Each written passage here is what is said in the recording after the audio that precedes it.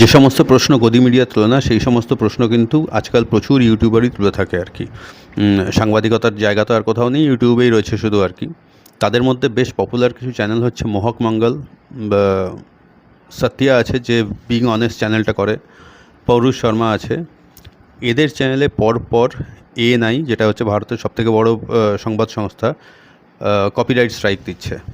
ইউটিউবের fair usage policy অনুযায়ী আপনি কোনো সংবাদ পরিবেশন করতে গিয়ে ANI এর বা যে কোনো কারোরই 2 থেকে 10 সেকেন্ডের ভিডিও আপনি ইউজ করতে পারেন, তাতে সেটা ফেয়ার ইউজেজের মধ্যেই পড়ে এবং তাতে কোনো কপিরাইট স্ট্রাইক হয় না।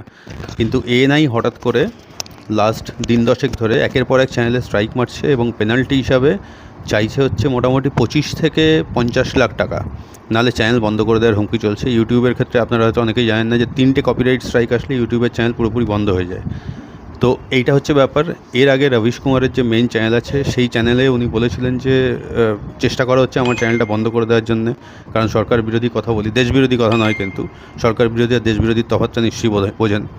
রবিশ কুমার একরকম চাপে পড়েই সেকেন্ড আর একটা চ্যানেল খুলেছেন, সেখানেও তিনি আপলোড করছেন।